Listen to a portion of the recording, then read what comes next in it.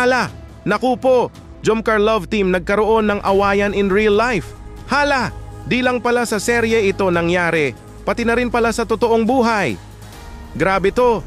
Yan po ang pag-uusapan natin mga kaibigan sa video na ito at bibigyan na din po natin ng reaction yan. Isang magandang mapagpalang araw o gabi po sa ating lahat.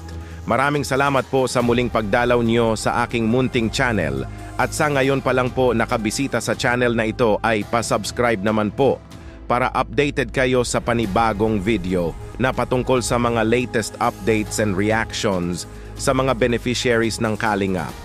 Salamat po sa ama at founder ng Kalingap na si Kuya Val Santos Matubang at kanyang anak na artistahin na si Idol Kalingap. Rab, suportahan po natin sila palagi. Maraming salamat po. Love Team serye ni Idol Kalingap, Rab na Jomcar Halaka. May awayan pala na nangyayari. Di lang pala sa serye nila natin sila nakikita na may tampuhan na nagaganap. Ganun na ba sila ka-close sa isa't isa para may tampuhan na sa isa't isa? Naku po! Ano kaya ang dahilan ng kanilang misunderstanding? Yan po ang sabay-sabay nating alamin. Ito po mga kaibigan, panoorin nyo po ang naging pahayag ni Papa Jomar patungkol dito.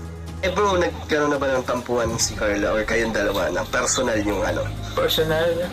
Siguro meron din mga... Meron din? Meron din. Grabe, ba't kayo nagkaroon ng tampuhan? Minimal, ha? Ibig sabihin kasi niya, pag meron daw tampo ang isang tao, merong parang feelings, gano'n? Feelings? Pwede rin naman.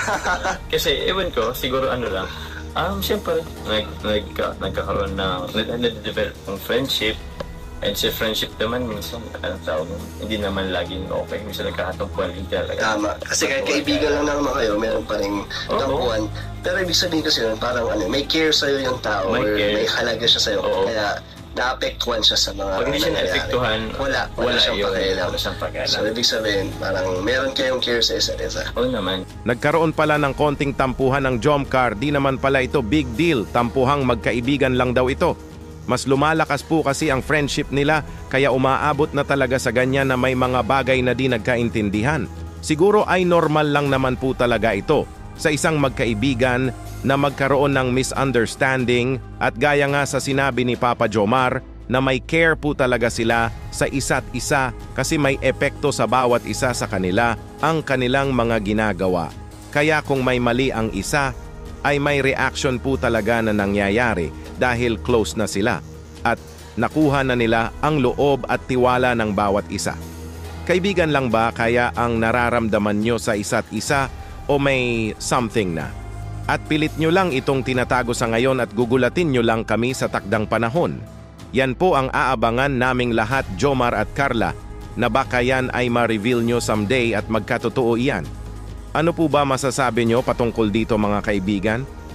Friends lang ba talaga sila?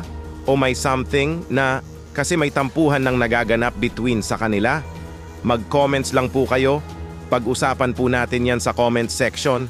Dito muna lang po tayo, Kuya Dambo nga po pala. Maraming salamat po. Ingat po kayo palagi and God bless us all.